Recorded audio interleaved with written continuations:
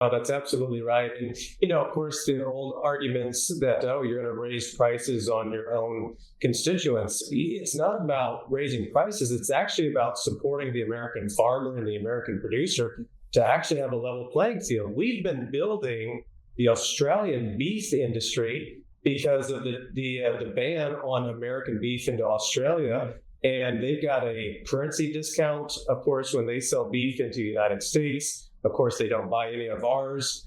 And they've done that ever since mad cow disease about 20 some years ago. And they've been using that as an excuse. And so I think when you can boil it down to these particular instances, it's easier to understand why President Trump is using tariffs to level the playing field around the world, even with allies that have taken advantage of certain circumstances.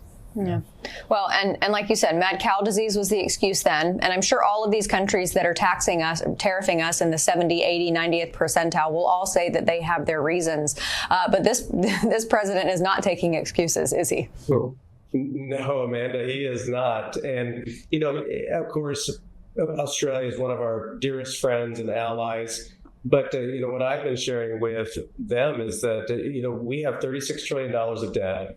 Who in the world is the first to go defend our allies and our interests around the world? Every time with treasure and blood, and it's the United States of America. We are the largest contributor to NATO.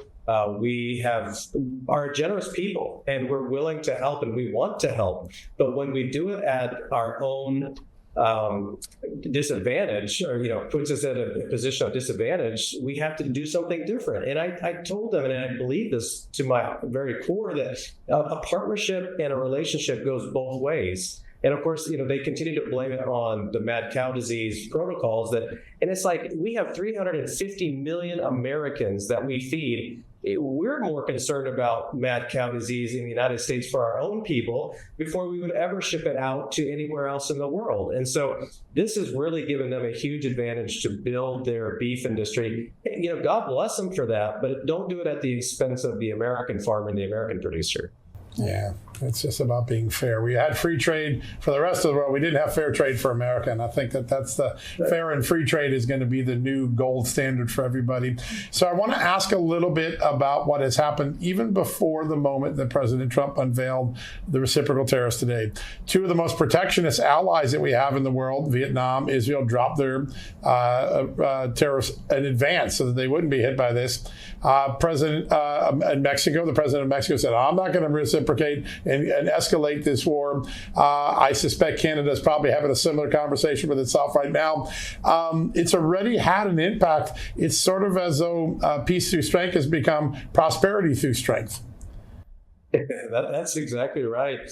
And, it's great to see it because at the end of the day, we believe in free trade, but it has to be fair trade. And look at what China has done over years. They have produced cheap products. We have bought them. We're guilty of that, but it's at an expense. I was talking to an RV CEO yesterday, and he said, yeah, you know what? It was easy to go buy cheaper material and products for many years because then we could turn around and sell the product cheaper here in the United States. But he said, we're paying for it. In the long run, we're still going to pay for it. And nobody wants to see prices go up. And that's why I think President Trump is the right man for the job right now, because he understands that we have to have good tax policy. We're going to keep the Trump tax rates in place. We're going to have better energy policy that's going to be a greater supply to keep the costs down, deregulation, and a smaller federal government that's going to be more stable,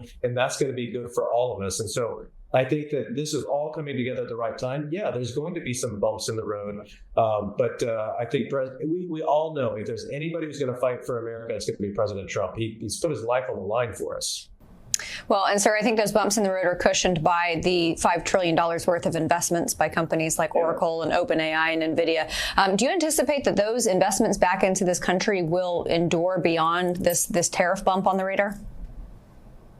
I do. I really do. I mean, what better place to do business than in America? We just came from a financial services committee hearing where we're talking about cryptocurrency and its place not only in the world, but where do we sit. And one of the things that we first talked about is the fact that if we don't do anything, China is going to take advantage of that. Same with AI. This new technology that's coming into play for us is not going to go away. And so we need to have us as America be at the forefront and make sure that these systems aren't abused by other countries, and that we're at the head of the table in this new technology. So I think that you're going to continue to see America. It is the safe place for economic growth, but we can't let the federal government throw a wet blanket on our economy, because capital is cowardly. It'll go wherever it knows there's the least amount of risk.